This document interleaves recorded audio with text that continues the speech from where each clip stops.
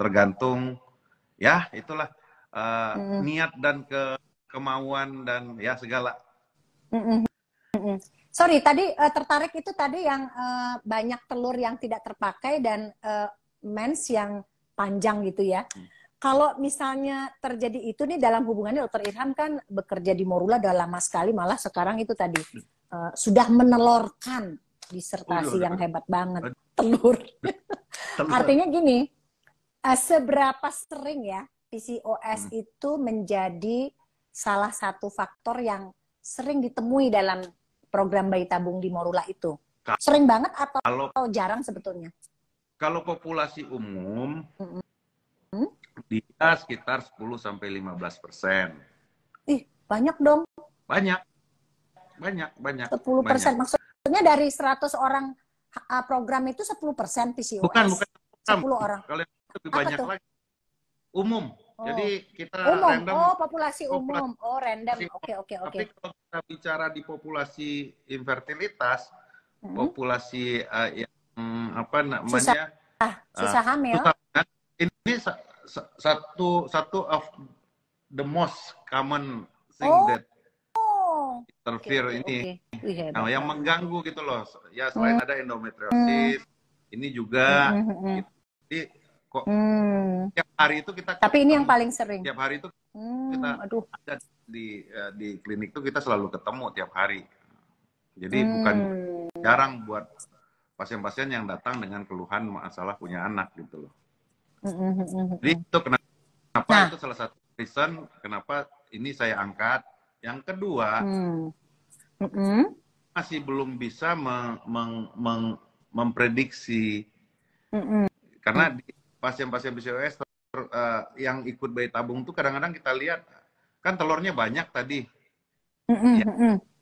Notabene kalau kita rangsang pakai obat bisa banyak dong keluarnya. Dan terlalu banyak nggak bagus, terlalu sedikit juga nggak bagus. Kita maunya pertengahan gitu. Itu yang kemarin. Jadi dengan harapan kualitas embrio atau anak yang dihasilkan bagus. Karena kalau terlalu banyak atau terlalu sedikit, ngaruh ke kualitas embrio juga. Karena kalau embrio nggak akan jadi juga programnya yang nggak angka keberhasilannya jadi rendah gitu. Nah, ini Dokter Irham ngantuk tahu beneran ngerti tahu baru ntar dengerin lagi. Ini ilmu baru buat saya. Nah sekarang Dokter Irham, PCOS itu kan bawaan, ya kan? Bawaan kan? Tapi ada nggak yang membuat si bawaan itu lebih gampang manifest di kota besar atau sama aja kejadiannya? Tadi kan populasinya 10%, 15% di populasi umum.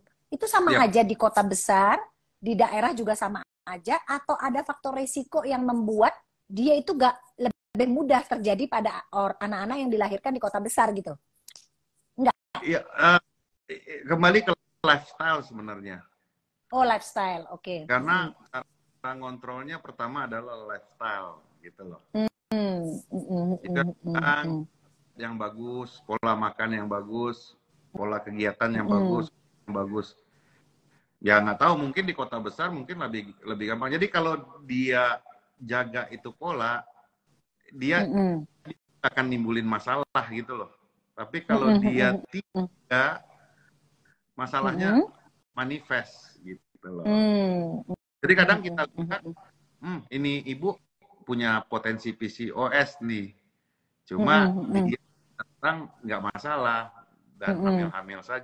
Nah contoh kita tadi pagi itu. Oh yang tadi, iya. Ya. Jadi sampai dia pun nggak tahu kalau hamil kan? Oke. Biasa nggak haid gitu loh. Dia biasa nggak haid. Cerita sweet story lah gitu loh. Oh gitu. Baru tahu saya loh. Makanya sering-sering bertanya. Padahal tadi baru besok berarti saya harus melihat fisiknya si ibu ya. Jadi artinya supaya paham gitu kan. Ya. Karena kita sebagai dokter anak juga concern, Dokter Irham. Lihat anak-anak yang menggendut ya, itu kalau bicara sama Dokter Nanis ya sebagai endokrin, wah bentar lagi dia jadi PCOS nih.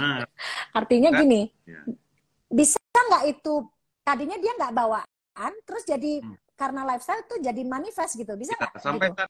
saat ini kita belum bisa mastiin mana yang dulu. Oke. Atau misalnya bakat terpendamnya udah ada, cuma langsung perburuk dengan lifestyle bagus, atau emang lifestyle-nya menggiring ke situ, kita nggak. Secara genetik pun nggak ketemu. Oke, iya. Jadi maksudnya gini, ini kan banyak ibu-ibu yang punya bayi. Tadi banyak banget yang datang ke sini. Begitu Dokter Irham ngomongin PCOS pada mundur semua. Padahal kita ibu-ibu ini harus tahu ya, karena kan dia bisa tuh mendeteksi dini anaknya kalau PCOS atau punya bakat PCOS. Bener nggak gitu? Bener kan? Bener. Ya intinya ya? aja. Kalau punya anak, tentu jaga pola hidup. Ya berat badan yang bagus, terus beraktivitas. Kan ya maaf kalau kita di Jakarta kan anak-anak kurang gerak ya. Termasuk anak saya juga. Mainnya di sofa aja, gadgeting, ya nonton. Bukan dokter anak lo yang bilang nih, Dokter Objin yang ngomong, jangan salah ini. Dan saya pun juga begitu kan, jarang gerak gitu loh. Iya. Tapi kan sekarang udah naik sepeda. Beda sama Kiwi yang 40 kilo sehari gitu jalannya. Tapi kan sekarang udah naik sepeda kan. Iya, teknologi di satu sisi ini, cuma di satu sisi membuat ya ada plus minus lah. Gimana kita? Iya, benar ya. Oke, memang jadi penyakit itu mengancam PCOS bukan hanya untuk fertilitas atau kehamilan, tapi penyakit jantung, penyakit diabetes, kolesterol gitu kan. Sebenarnya itu yang lebih berat gitu kan. Ya, nah, Dokter Irham, kalau jadi sepanjang umurnya itu dia harus jaga itu gitu loh. Oke. Oke, Dokter Irham. Nah, sekarang saya mau bertanya nih, Dokter Irham. PCOS itu ini ujian beneran nih. Kemarin itu kan Dokter Irham kan meneliti tuh, apa hal yang baru yang terkuak gitu kan, tadi kan masih banyak yang belum bisa. Nah, kemarin itu apa yang terkuak gitu, Dokter Irham? Saya pengen tahu juga, Dokter Irham. Kemarin saya banyak nggak ngerti sih waktu orang-orang nanya itu, pengujinya terlalu berat buat saya. Tapi coba pakai bahasa yang sangat sederhana. Coba pakai yang sangat sederhana. Apa yang terkuak dari PCOS yang kemarin-kemarin itu belum tahu gitu? Silakan. Ada satu hormon namanya dalam kesuburan itu kan ada FSH, ada LH. Kita tahu dari dulu LH di PCOS ini kok komposisi hormonnya berbeda ya sama orang-orang. LH pada orang PCOS ini cenderung lebih tinggi dibanding orang-orang non PCOS. Tapi nggak selalu ya. Terus kita lihat apa LH-nya tinggi normal atau LH-nya ternyata alhamdulillah kemarin kan kita ketemu LH-nya nggak normal, ternyata ada rantai di gen LH-nya itu setelah kita teliti dalam gen LH itu berubah gitu loh. Jadi akan merubah kerjanya dong dari hormon tersebut gitu loh. Oke. Jangan diterusin, nanti kelihatan pinter. Jangan diterusin. Iya, ya. Enggak sih, kelihatan bodoh. Jangan diterusin. Nanti kelihatan saya yang bodoh, situ yang pinter. Jangan diterusin. Terlalu sulit. Iya. Cuma kan itu tuh buat membuka tujuannya kita butuh apa sih buat orang PCOS nih, ngasihnya apa ya yang biar tepat sasaran obat yang kita kasih, hasil yang akan diterima tujuannya. Dan yang salah satu yang penting saya rasa adalah gimana menghemat kos buat orang-orang yang ikut-ikut program bayi tabung itu tanpa takutnya kita obat yang tidak perlu otomatis kan costly ya. Itu kan kasihan.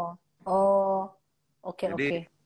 Oh iya, benar juga. Lebih kasih dosis jenis obat yang lebih tepat ininya. Jadi pasien nggak perlu mengeluarkan biaya yang nggak perlu dikeluarin, nggak usah gitu kan gitu. Oh, wih hebat banget dokter Irham ini, memang paling hebat seluruh dunia loh.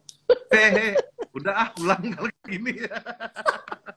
Oke dokter Irham, kita kan mau memperingati Hari Ibu nih, 3 hari lagi, hari Kamis, gitu kan?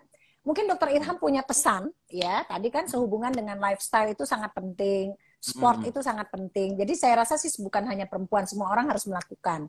Tapi dalam momen meningkatkan kualitas kesehatan ibu dan atau perempuan, karena kan ibu itu kan kalau dia sehat kayaknya keluarganya semua sehat gitu kalau menurut saya.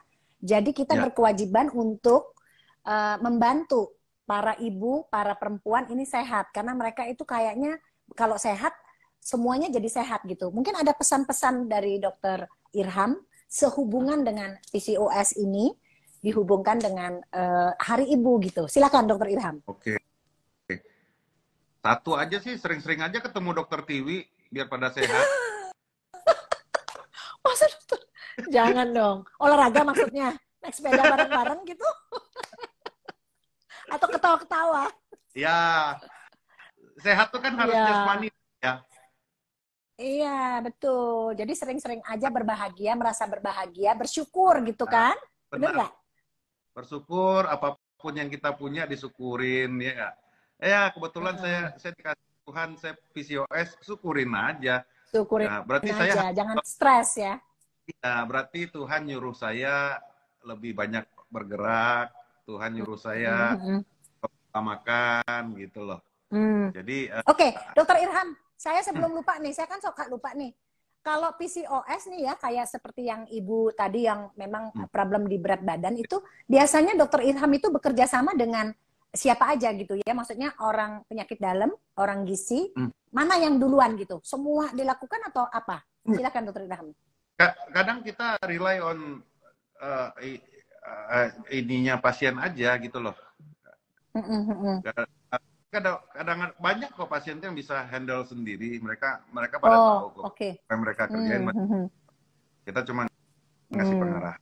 Cuma kalau emang pengen bantuan, biasanya kalau tidak ada disertai dengan diabetes, cukup ke dokter gizi gitu loh. Oh, oke. Ya, tapi kalau dokter gizi ya. Memang sudah ada diabetesnya di situ, itu ke dokter haruslah penyakit yang dalam. Oh, wih hebat sekali dokter Irham. Kalau diabetes kan gini juga, impact ke kehamilannya juga besar nanti. Iya. Jadi bayinya juga jadi gede. Dan diabetes nggak terkontrol, suka gugur biasanya. Yang kedua, yang juga kelainan jantung bawaan meningkat ya pada ibu-ibu hamil. Yang diabetes ya. Jadi emang harus ngelihatnya itu juga jangan hanya pengen punya anak titik gitu loh. Kita harus lihat secara semua kesehatan. Oke. Wah, bagus banget itu ya. Jadi saya mikir artinya kalau diabetes itu risiko penyakit jantung bawaan pada anak tinggi. Kemudian risiko ibu itu mengeluarkan bayi saat lahir, bayinya hipoglikemi tinggi gitu ya. Jadi memang harus dikontrol semua saat sebelum hamil dan saat kehamilan gitu ya. Benar sekali. Anda layak dapat.